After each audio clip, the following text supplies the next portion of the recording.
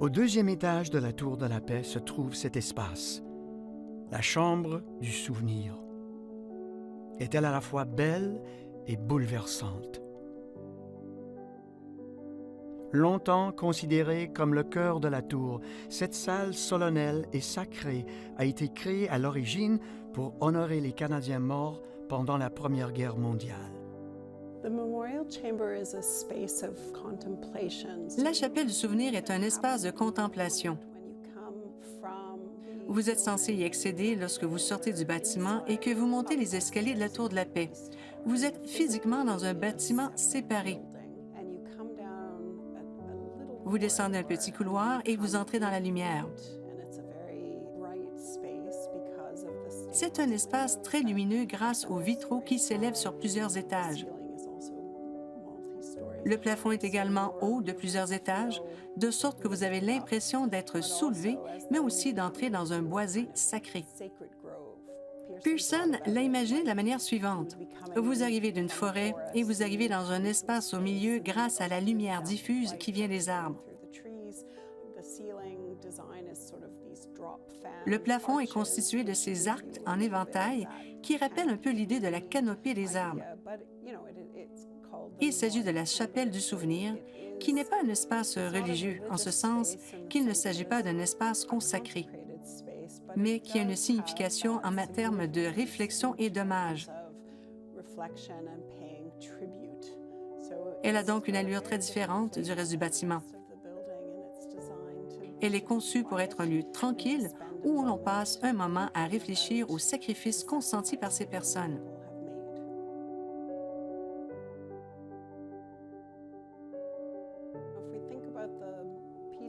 Si nous considérons la Tour de la Paix comme la colonne vertébrale du bâtiment, la chapelle du souvenir en est le cœur.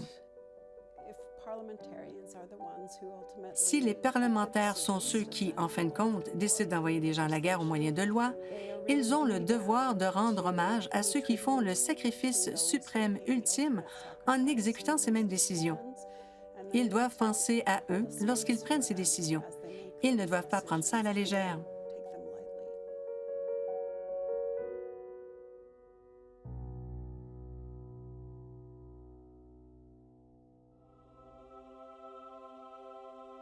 Au centre de cet espace se trouve l'autel du sacrifice. Il est en pierre calcaire de Hopton, le même type de pierre utilisé pour marquer les cimetières du Commonwealth.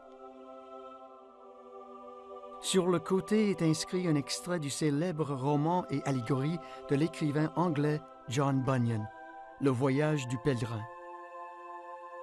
Il est surmonté du livre du souvenir de la Première Guerre mondiale, qui contient les noms de plus de 66 000 Canadiens morts pendant la Grande Guerre.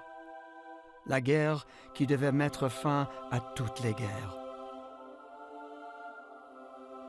Le nom de chaque soldat tombé au champ d'honneur est magnifiquement conservé et écrit sur du vélin, un type de parchemin résistant.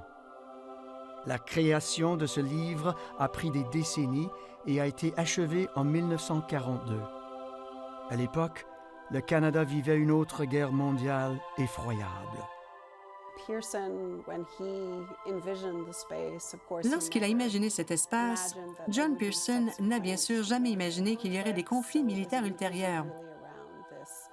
Il a donc été envisagé autour de cet hôtel pour ce qu'on appelait à l'époque la Grande Guerre. Aujourd'hui, il y a 8 hôtels, et sur chacun d'eux repose un livre du souvenir différent. Au total, ces livres contiennent les noms de plus de 100 000 Canadiens qui ont fait le sacrifice suprême en servant leur pays. Depuis 1942, chaque matin à 11 heures, un garde en tenue de cérémonie défile devant l'autel central et s'incline. Il tourne ensuite une page de chaque livre du souvenir. C'est une cérémonie émouvante et solennelle. La salle est fermée au public, mais les membres de la famille des disparus sont autorisés à se trouver dans la salle pour voir le nom de leurs proches.